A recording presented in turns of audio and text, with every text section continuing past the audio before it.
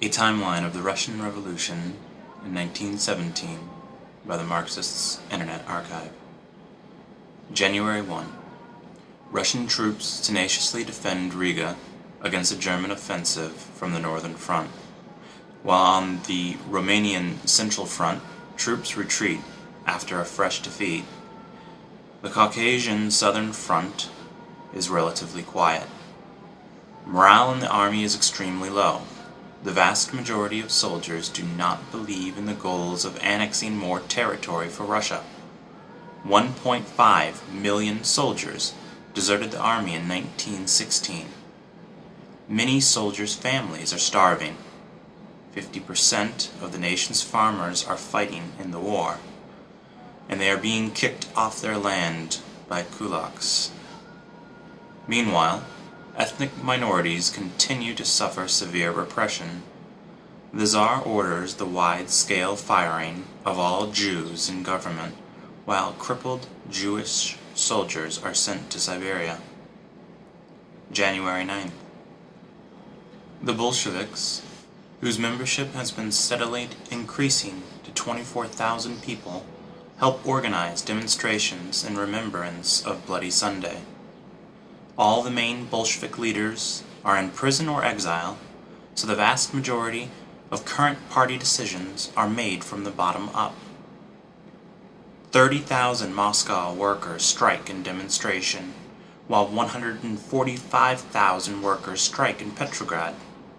Baku, Nizhny-Novgorod, Novochersk, Voronezh, Kharkov, Rostov-on-Don, the Donbass area, and other cities also conduct a one-day strike. January 26. The Workers' Group, a part of the War Industries Committee, has its members arrested by the secret police after appealing for a new provisional government. January 31. Petrograd is starving. The city stockpile for flour will last only 10 more days. Meat supplies are completely depleted.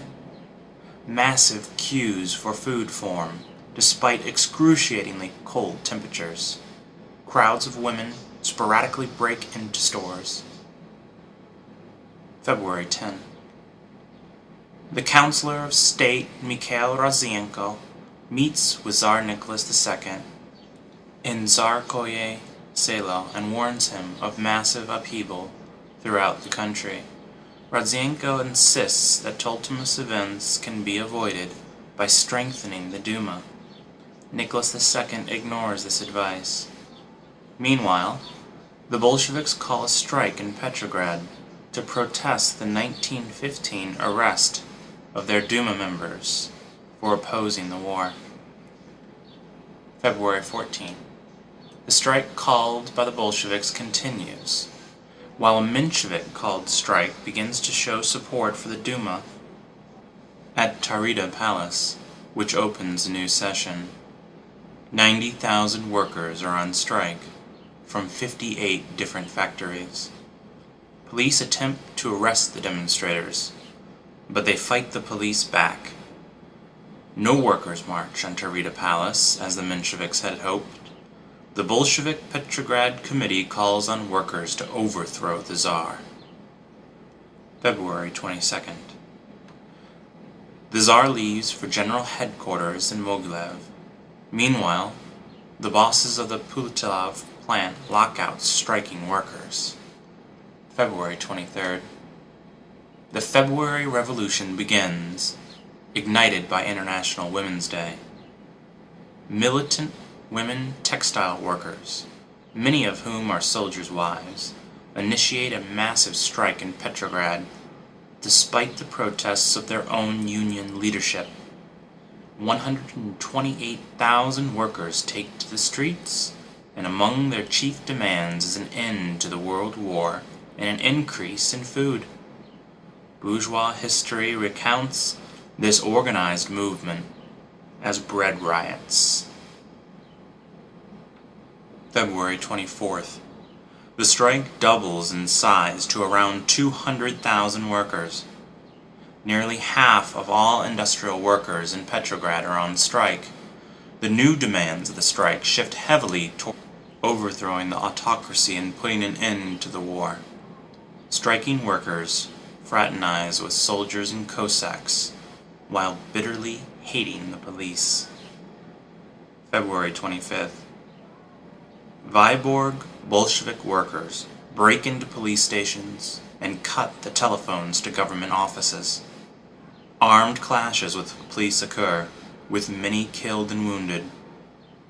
Meanwhile, Empress Alexandra writes to Nicholas II, "This is a hooligan campaign, with boys and girls running about shouting that they have no bread. All this will surely pass."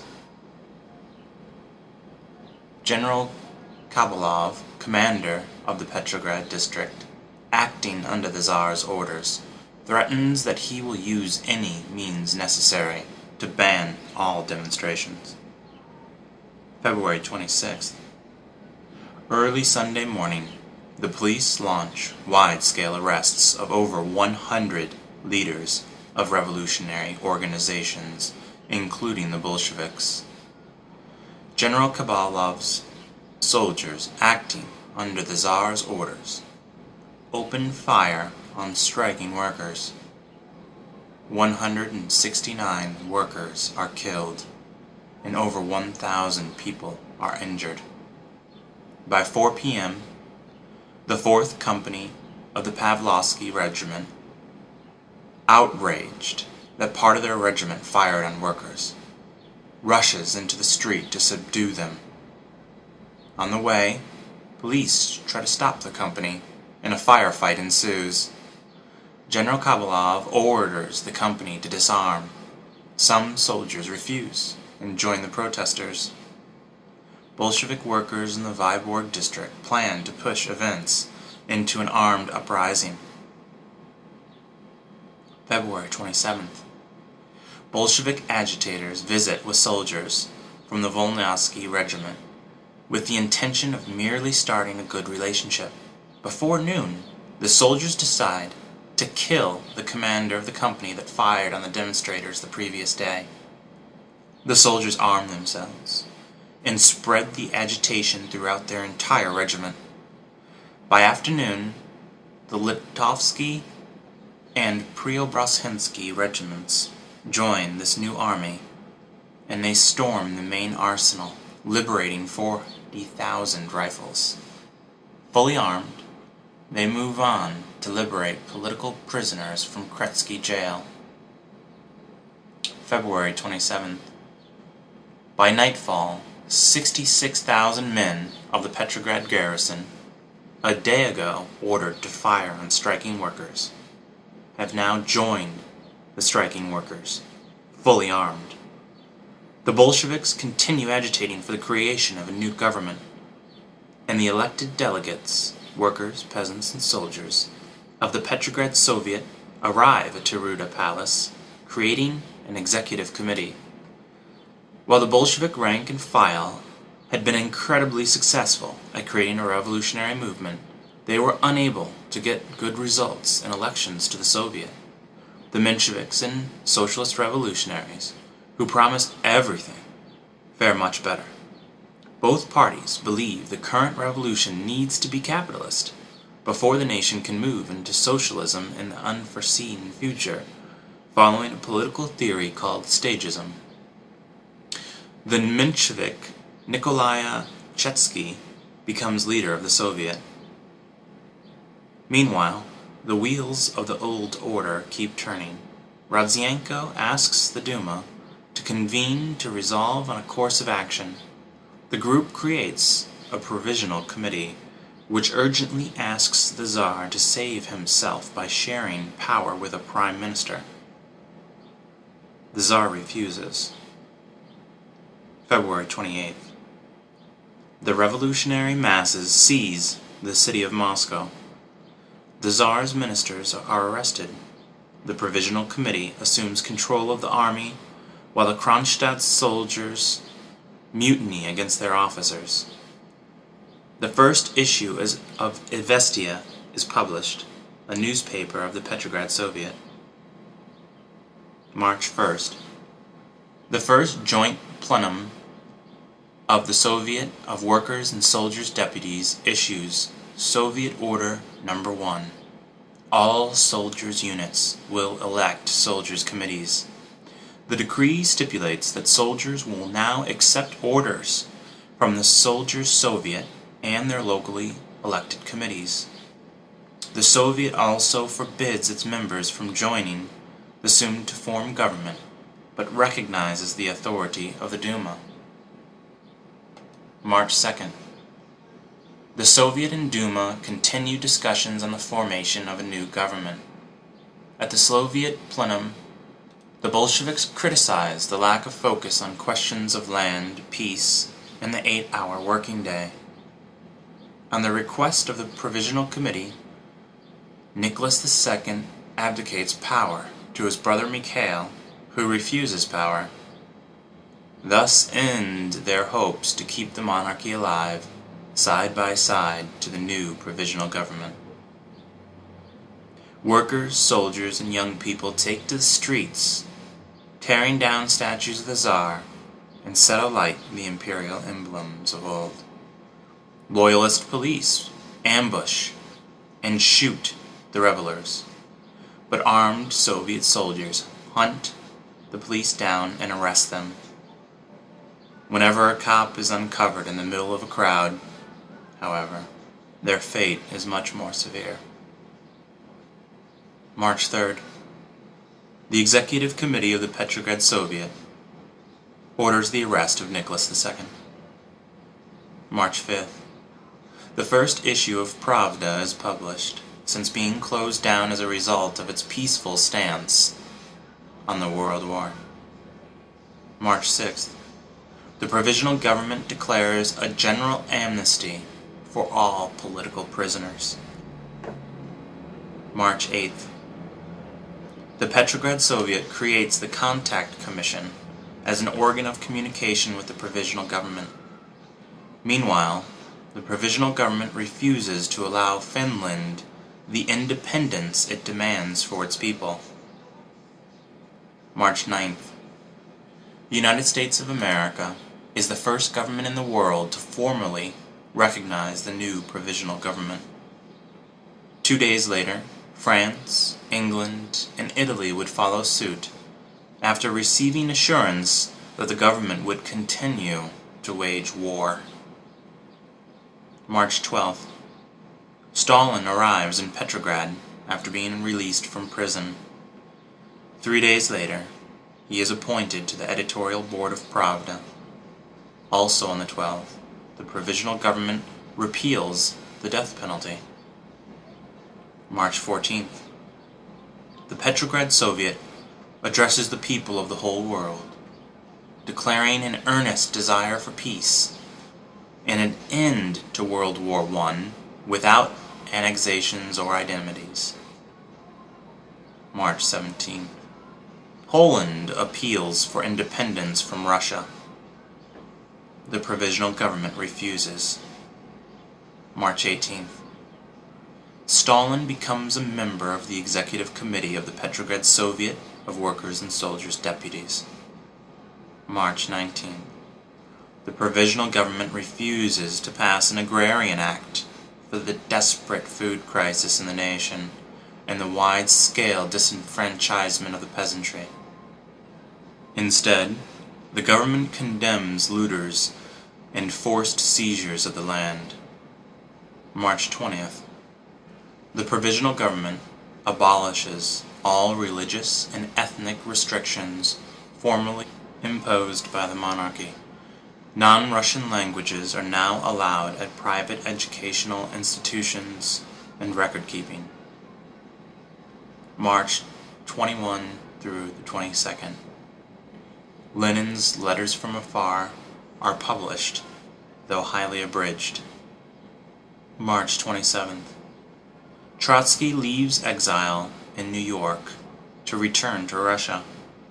Meanwhile, the provisional government declares that its purpose in continuing the war is solely for the defense of Russia.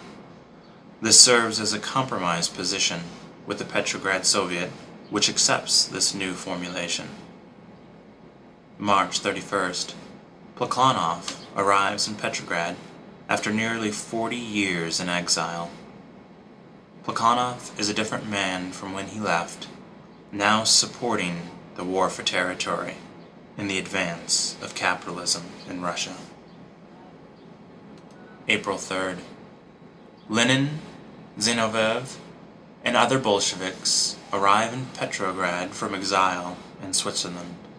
They are met at the train station by a large contingent of jubilant workers, soldiers, and party members. April 4th. Lenin delivers his April thesis. The Bolsheviks soon produce an educational pamphlet for workers on political parties in Russia and the tasks of the proletariat. Meanwhile, the steamer Trotsky is traveling on is stopped for inspection by the British Navy in Canada, and despite the general amnesty and having his visa in order, he is thrown into a British prison along with several other socialists for their opposition to the war. April 12th. The provisional government passes a law allowing the freedom of meetings and unions. April 18th. Massive May Day celebrations occur throughout Russia. Meanwhile, Foreign Minister Milakov secretly promises the Allies that Russia will continue the war until complete victory and the annexation of new territory is achieved. Milakov's secret note is leaked on April 20th, prompting armed demonstrations of furious soldiers in the streets for 2 days. The Bolsheviks resolve that the resignation of Milakov is not enough. A new Soviet government must be formed, and party members are given these new instructions. May 1st. The Petrograd Soviet votes in favor of forming a new coalition government, despite Bolshevik condemnation and in contradiction to the March 1 decision of the Soviet. Weeks earlier, Lenin warned about the dangers of this new dual power.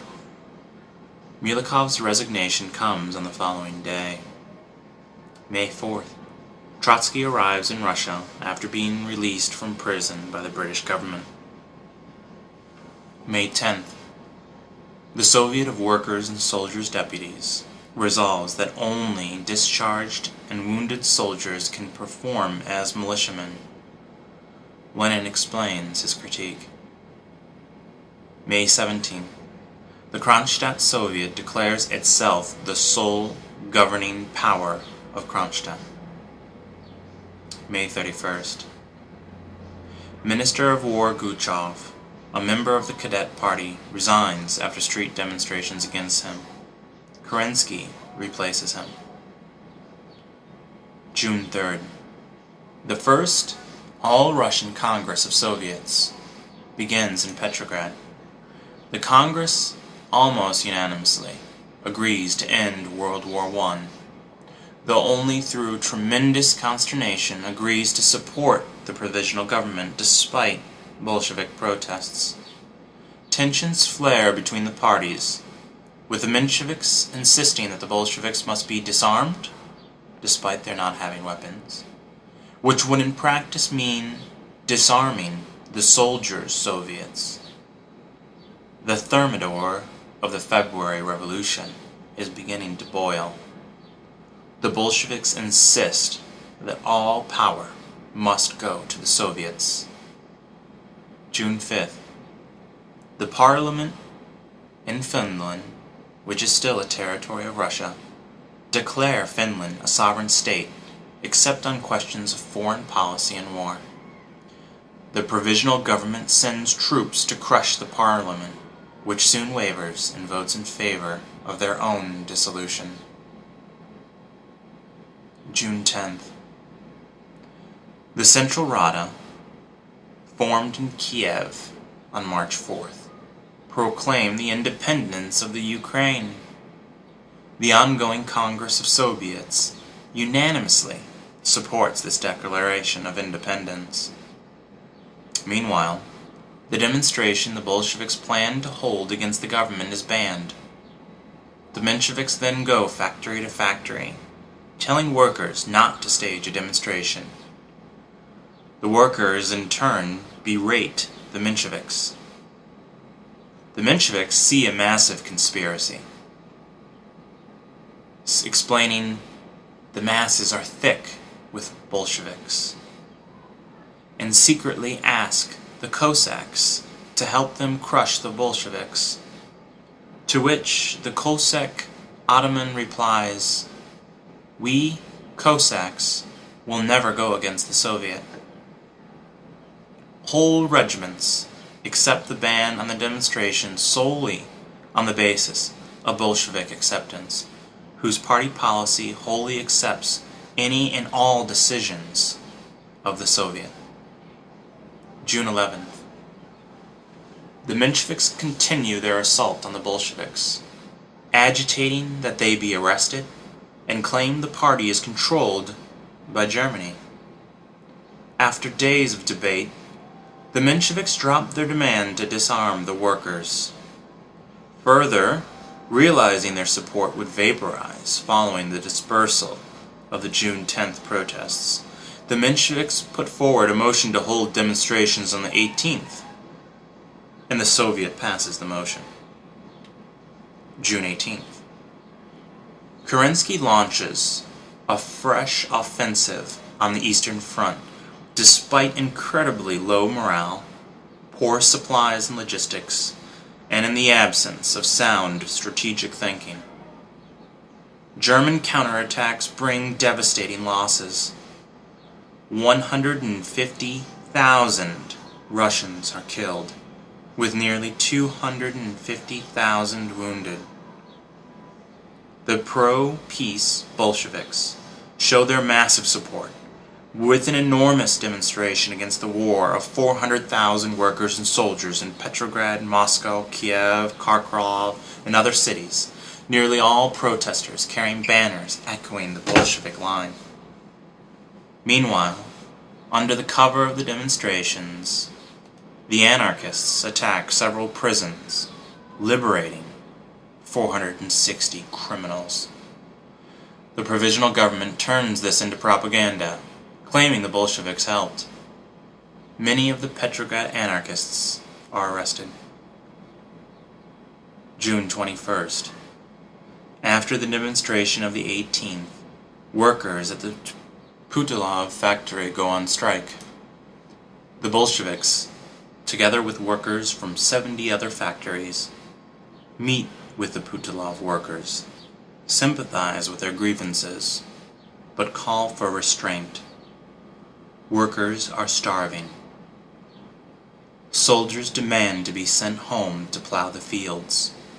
The 1st Machine Gun Regiment declares that detachments shall be sent to the front only when the war has a revolutionary character. Entire divisions of soldiers are arrested for disobedience. Soldiers are constantly demanding that Bolsheviks immediately overthrow the government, but the Bolsheviks need the support of the entire Soviet. Lenin understands that the present calamities will lead to a change in the Soviet, which will then enable a real, democratic Soviet revolution. June 23rd. The Kronstadt anarchists demand the liberation of Petrograd anarchists. Otherwise, they promise to liberate them by force. June 24th. Izvestia reports plans by the provisional government to close a series of factories in Petrograd, potentially leaving thousands jobless. Meanwhile, the Oranienbaum garrisons inform the government that they support Kronstadt. June 26th. The Grenadier Guard Regiment returns from the front and joins the Kronstadt anarchists. July 1st.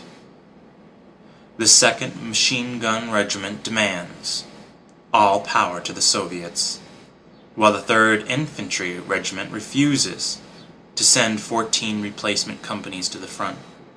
Meanwhile, the 1st Machine Gun Regiment marches to Ornbonn, to Petrograd. The Soviet Executive Committee, now sharing power with the provisional government, tells them to go home, but the soldiers refuse. The Bolsheviks organize for the machine gunners to have food in quarters. According to the historian observer Sukhanov, in these days Petrograd felt itself to be upon the verge of some sort of explosion. July 3rd, also known as the beginning of the July Days. After receiving an order to go to the front, thousands of machine gunners hold a meeting about an armed insurrection. The Bolsheviks try to cool things off, while the anarchists stoke the fire. The soldiers decide to march, fully armed, and send delegates from one factory after another, with workers dropping everything to join the march. Tens of thousands go marching, demanding all power to the Soviets. The Bolsheviks change tactics. No longer trying to restrain the masses, they agree to support them, so long as they peacefully march to the seat of government, elect delegates, and present their demands to the Executive Committee of the Soviets. The masses agree. Meanwhile, the government spends the entire day calling on troops from across the country to come in defense of the capital. The Mensheviks and Socialist Revolutionaries decry the Bolsheviks for the insurrection, claiming they are threatening the Soviets. The leadership of the Petrograd Soviet changes its composition and becomes a Bolshevik majority. Further strengthening the Bolshevik majority, the Mensheviks and Socialist Revolutionaries refuse to cooperate and walk out, having lost their majority power. They remain in control, however, of the Soviet Executive Committee. And thus, the ravine deepens further between the local Soviets and the Soviet Executive Committee. At 3 a.m., 80,000 workers and soldiers reach the Turada Palace. Junkers meet the demonstrators and tear up placards. A shot is fired, but disaster is averted. The Bolsheviks spend the early hours of morning figuring out how to organize the demonstrators. July 4th, by 11 a.m. the demonstrators assemble yet again. Now entire regiments arrive, but they are no longer at the front of the demonstrations. The workers have taken the lead by sheer massive numbers. Even in factories where the Mensheviks and SRs hold influence, 4 out of 5 workers join the demonstrations. The nation witnesses a massive general strike. Lenin speaks to the demonstrators, encouraging their slogan of all power to the Soviets. Over 500,000 people attend the demonstrations in Petrograd. The first of the soldiers from the front arrive to support the provisional government, and frightened that a revolution is imminent, are ordered to launch ambushes against the masses. 400 people are killed and wounded. The Mensheviks, with their hands covered in blood, eventually convince the demonstrators to go home. July 5th.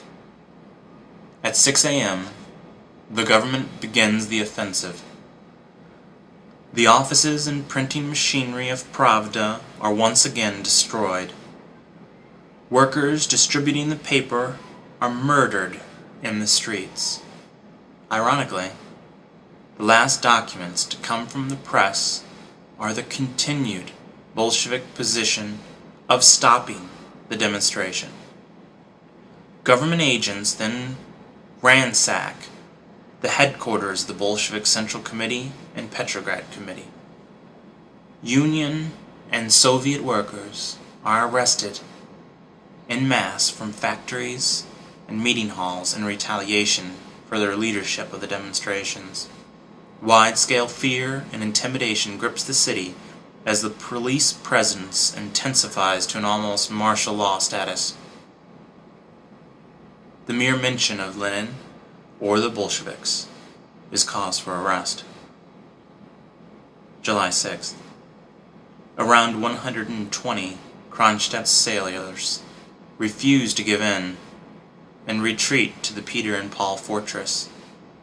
Red Guards, which are militias of regularly factory workers, set up a barricade and begin a siege. Stalin mediates and reaches an agreement with both sides. The Kronstadters will disarm in return for getting free passage back to Kronstadt. The general strike comes to an end, and workers return to their jobs, fearful of arrest.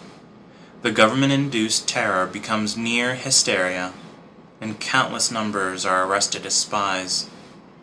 All troops called in from the front arrive in Petrograd in a massive show of force.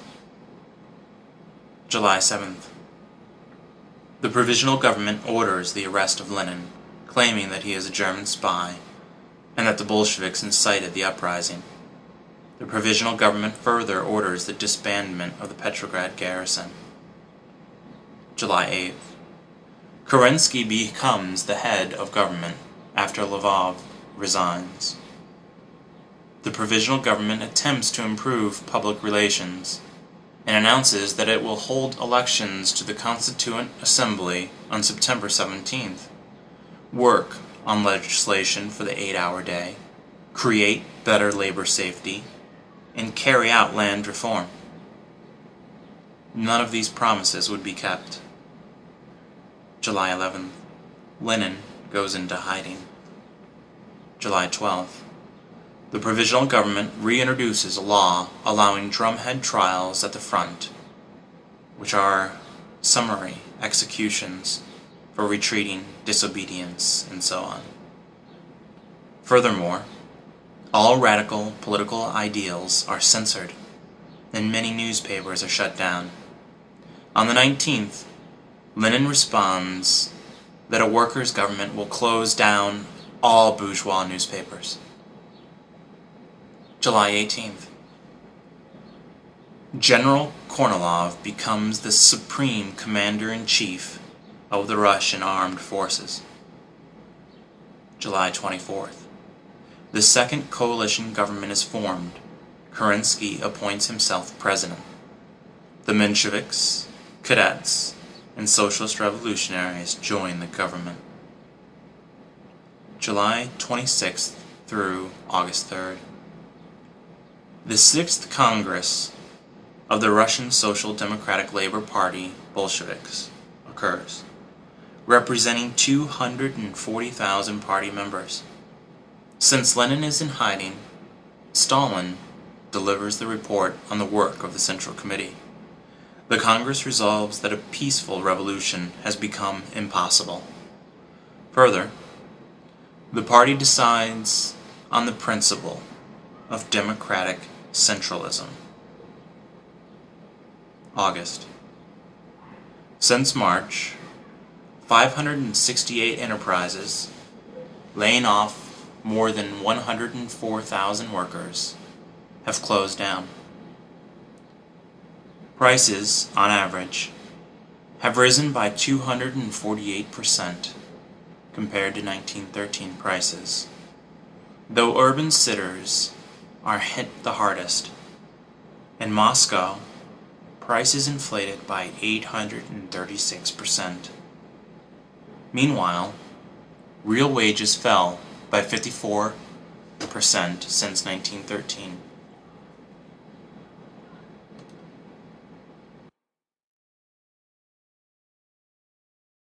Break into stores. February 10.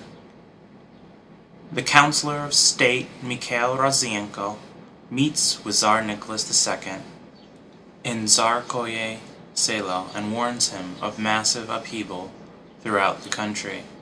Rodzienko insists that tumultuous events can be avoided by strengthening the Duma. Nicholas II ignores this advice. Meanwhile, the Bolsheviks call a strike in Petrograd to protest the 1915 arrest of their Duma members for opposing the war. February 14. The strike called by the Bolsheviks continues, while a Menshevik-called strike begins to show support for the Duma at Taurida Palace, which opens a new session. 90,000 workers are on strike from 58 different factories. Police attempt to arrest the demonstrators, but they fight the police back. No workers march on Taurida Palace, as the Mensheviks had hoped. The Bolshevik Petrograd Committee calls on workers to overthrow the Tsar, while bitterly hating the police. February 25th. Vyborg Bolshevik workers break into police stations and cut the telephones to government offices. Armed clashes with police occur, with many killed and wounded. Meanwhile, Empress Alexandra writes to Nicholas II, "This is a hooligan campaign, with boys and girls running about shouting that they have no bread. All this will surely pass." General Kabalov, commander of the Petrograd district, acting under the Tsar's orders, threatens that he will use any means necessary to ban all demonstrations. February 26th. Early Sunday morning, the police launch wide-scale arrests of over 100 leaders of revolutionary organizations, including the Bolsheviks. General Kabalov's soldiers, acting under the Tsar's orders, open fire on striking workers. 169 workers are killed. February 22nd. The Tsar leaves for general headquarters in Mogilev. Meanwhile, the bosses of the Pulatilov plant lock out striking workers. February 23rd. The February Revolution begins, ignited by International Women's Day. Militant women textile workers, many of whom are soldiers' wives, initiate a massive strike in Petrograd, despite the protests of their own union leadership. 128,000 workers take to the streets, and among their chief demands is an end to the World War and an increase in food. Bourgeois history recounts this organized movement as bread riots. February 24th. The strike doubles in size to around 200,000 workers. Nearly half of all industrial workers in Petrograd are on strike. The new demands of the strike shift heavily toward overthrowing the autocracy and putting an end to the war. Striking workers fraternize with soldiers and Cossacks.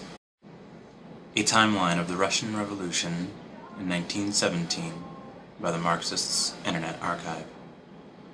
January 1. Russian troops tenaciously defend Riga against a German offensive from the northern front, while on the Romanian Central Front, troops retreat after a fresh defeat. The Caucasian Southern Front is relatively quiet. Morale in the army is extremely low. The vast majority of soldiers do not believe in the goals of annexing more territory for Russia. 1.5 million soldiers deserted the army in 1916. Many soldiers' families are starving. 50% of the nation's farmers are fighting in the war, and they are being kicked off their land by kulaks. Meanwhile, ethnic minorities continue to suffer severe repression. The Tsar orders the wide-scale firing of all Jews in government, while crippled Jewish soldiers are sent to Siberia. January 9th. The Bolsheviks, whose membership has been steadily increasing to 24,000 people, help organize demonstrations in remembrance of Bloody Sunday. All the main Bolshevik leaders are in prison or exile, so the vast majority of current party decisions are made from the bottom up. 30,000 Moscow workers strike in demonstration, while 145,000 workers strike in Petrograd. Baku, Nizhny-Novgorod, Novochersk, Voronezh, Kharkov, Rostov-on-Don, the Donbass area, and other cities also conduct a one-day strike. January 26. The workers' group, a part of the War Industries Committee, has its members arrested by the secret police after appealing for a new provisional government. January 31. Petrograd is starving. The city stockpile for flour will last only 10 more days. Meat supplies are completely depleted. Massive queues for food form, despite excruciatingly cold temperatures. Crowds of women sporadically break